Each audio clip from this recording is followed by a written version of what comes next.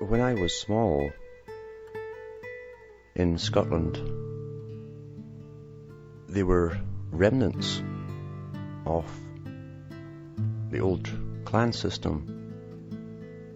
I mean, the clans kept getting demolished and disintegrating and moved around and integrated into society over a long period of time.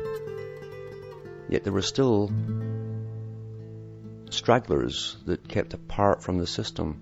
We called them tinkers. And if you're up north into the highland areas, you would often see these people with, we called them prams, for the go chairs for children. And they'd have all their belongings in these things, and they'd be pushing them along the streets, I'm talking about in the country, the roads. And they skirted the towns. Sometimes they'd go into the rubbish dumps and set up camp and scrounge for scrap, which they'd take to the scrap dealers. And somehow they'd survived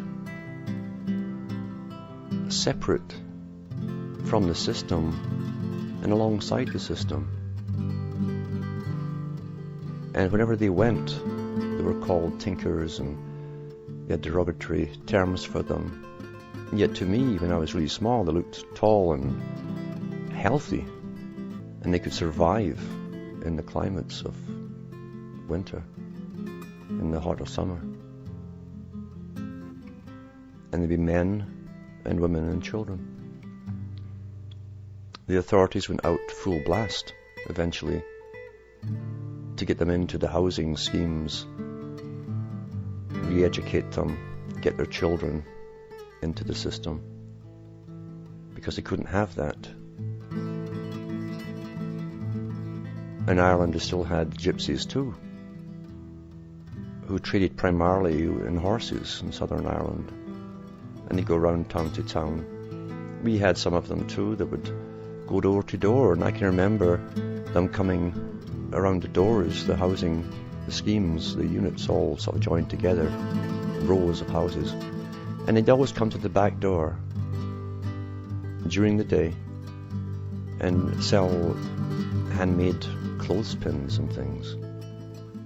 Very quiet, never obnoxious. And yet I used to wonder why society had such a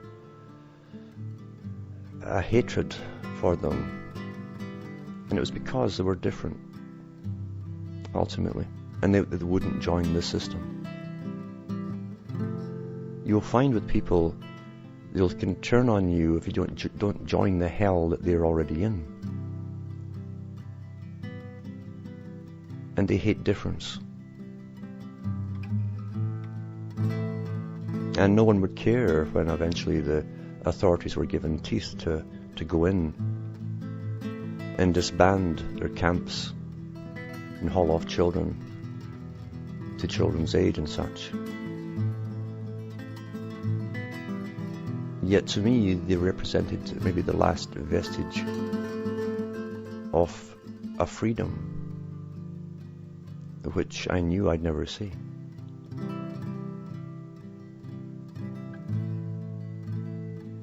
I also know that when people come into your country, which you think is your country,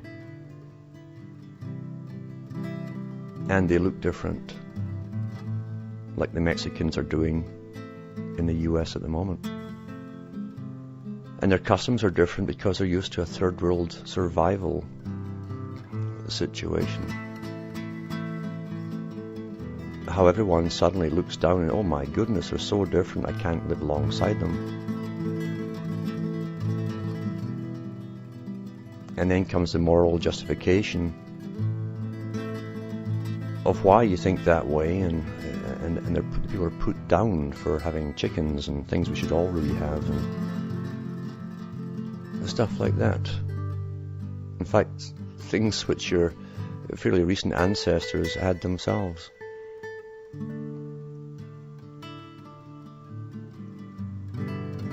And they remind me very much like the tinkers. countries don't get risen up because people are really hard working, or any harder working than anyone else. In the history books of even economics, they admit that countries are designed to come up and flourish and lead. Do so with the free availability, the cheap, the easy availability of credit, and the absence of bureaucracies and all kinds of local and national laws. That's why they came up. Not because of any speciality on our part, or because our God is better than their God, or anything less, or anything like that. It's completely different. Understood again, but not by those who come head on with a culture clash, which is an upsetting time for everyone. And yet everything that's happening is designed to do so, and planned and encouraged by those who own your culture and your nation.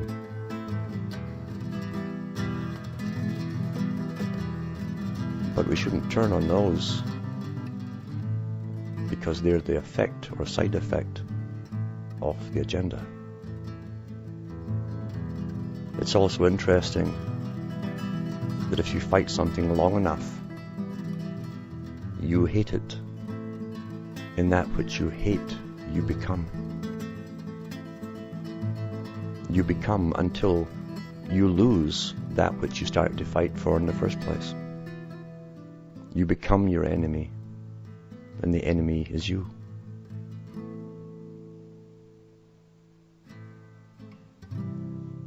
You will see that in peoples who've been persecuted, who become the persecutors.